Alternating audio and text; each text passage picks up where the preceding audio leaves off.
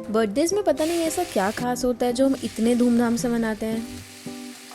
हमारे आसपास के लोग हमें फ़ोन करते हैं, बधाई देते हैं और आजकल के सोशल मीडिया के ज़माने में तो ज़रा एक्स्ट्रा प्यार जताने के लिए एक दूसरे का बर्थडे स्टेटस अपनी स्टोरीज में भी शेयर करते हैं। एक चलन बना हुआ है जिसे हम सब फॉलो कर रहे हैं, त्योहारों की तरह। पर त्योहार भी हम क्यों मनाते हैं? ताकि कुछ खास दिनों में अपने कुछ खास लोगों से भेंट कर सकें। एक बहाना मिल जाता है एक दूसरे से बात करने का और सेलिब्रेशन के नाम पे खुशियां बांटने का।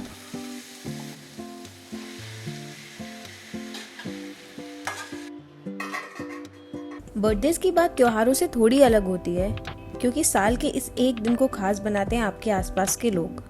बचपन में आपके मम्मी पापा, भाई बहन, एक ही शहर में रहने वाले रिश्तेदार और मोहल्ले के बच्चे जो आपके जन्मदिन को खास बनाते थे। ऐसा लगता था जैसे बस हम ही सब कुछ हैं आज इस दुनिया में और बाकी सिर्फ आज के लिए हमसे थोड़े कमतर हैं। थोड़ा बड़े होने पर आपके वो दोस्त जो अपनी पॉकेट मनी को एक साथ जोड़कर आपके लिए बर्थडे ऑर्गेनाइज करते थे या सब मिलकर एक ऐसा बेहतरीन तोहफा लाकर देते थे जो शायद आप खुद कभी नहीं खरीद पाते। सब मिडिल क्लास बच्चों की शायद यही कहानी होगी।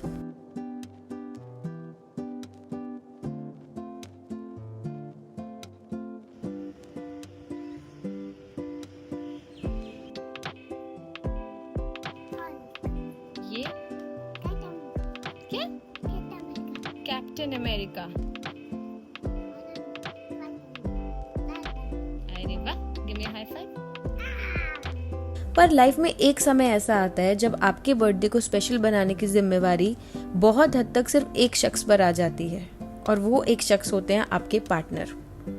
बाकी सब लोग अपनी ही जगह पर होते हैं, मम्मी पापा, कुछ खास दोस्त, भाई बहन और बाकी के रिश्तेदार। पर आपके पार्टनर को आपको स्पेशल फील करवाने की जिम्मेवारी सबसे ज्यादा होती है।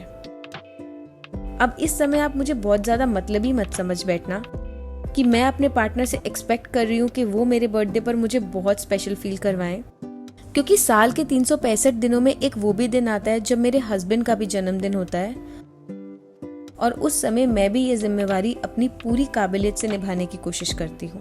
आज अंग्रेजी ना इस्तेमाल करने का सोचा है, पर एक अंग्रेजी का मुहावरा याद आ गया, that it takes two to tango.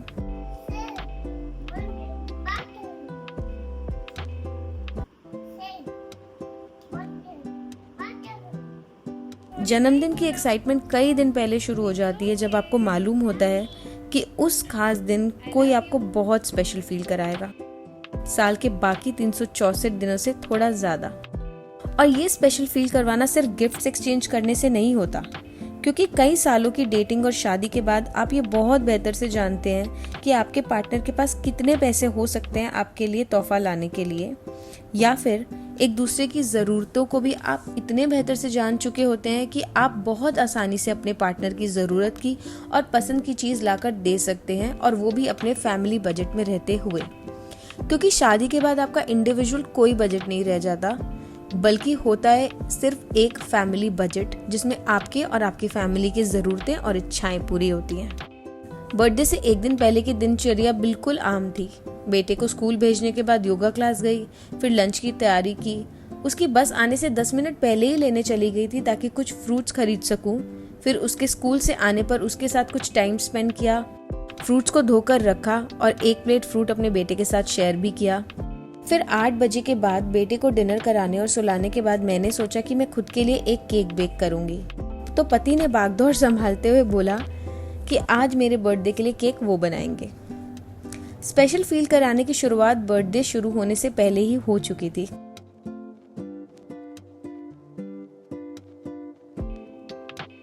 फिर मैंने हम दोनों के लिए डिनर बनाया और साथ में बैठकर खा ही रहे थे कि एक खाने का डिलीवरी ऑर्डर आया जिसमें थे मेरे सबसे प्रिय मोमो। एक और कदम था ये मुझे खास फील करवाने की तरफ। रात के 12 बजते ही हमने केक काटा, कुछ गिफ्ट्स मिले मुझे और बस शुरू हो गया था मेरा खास दिन।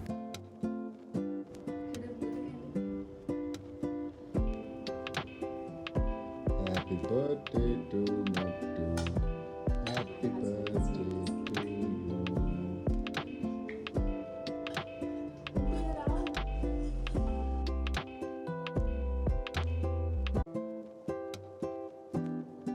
बर्थडे की सुबह किशा को स्कूल भेजा और मेरे हस्बैंड भी ऑफिस जा चुके थे और मैं आ गई थी किचन में लंच की तैयारी करने। सोचा आज अपना फेवरेट सांबर बनाती हूँ क्योंकि मेरा बर्थडे है और खुद को खास फील कराने की थोड़ी जिम्मेवारी तो मेरी खुद की भी है।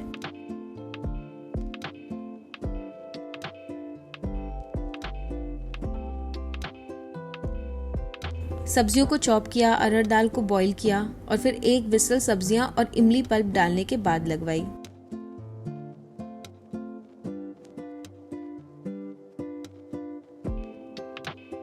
और साथ ही नारियल और धनिया की चटनी भी बना ली थी।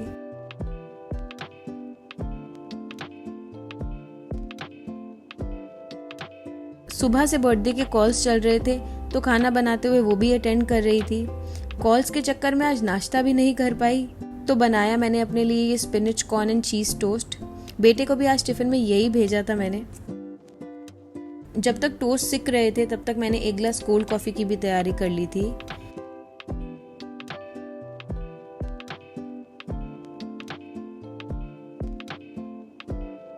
फिर इत्मीनान से बैठकर अकेले नाश्ता एंजॉय किया और बर्थडे के सब मैसेजेस का रिप्लाई किया। बहुत खुशी होती है कि साल में एक दिन सबका इतना प्यार मिलता है।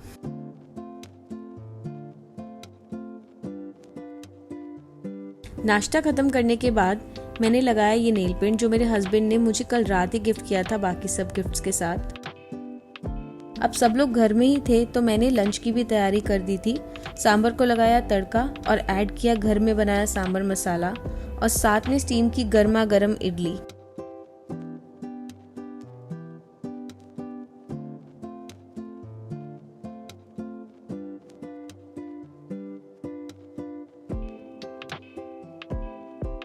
किशा के लिए बिना तड़के का सांभर और छोटी छोटी इडलीज बनाई थी। थोड़ा आराम करने और शाम की चाय पीने के बाद हम चले गए थे मॉल डिनर करने के लिए।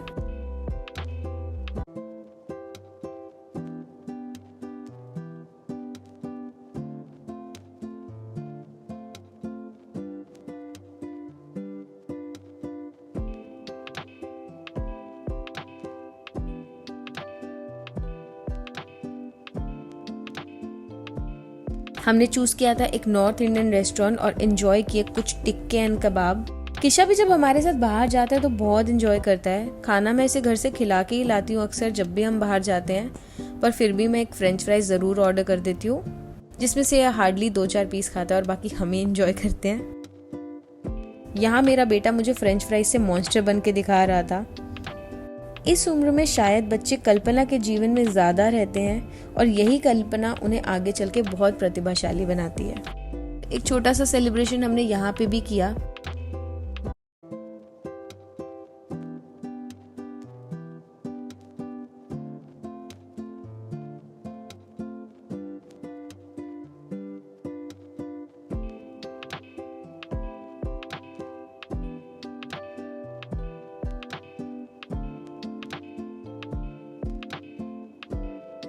कृष्ण ने तो यहाँ एक दोस्त भी बना ली थी और कुछ देर तक वो उसके साथ ही खेलता रहा।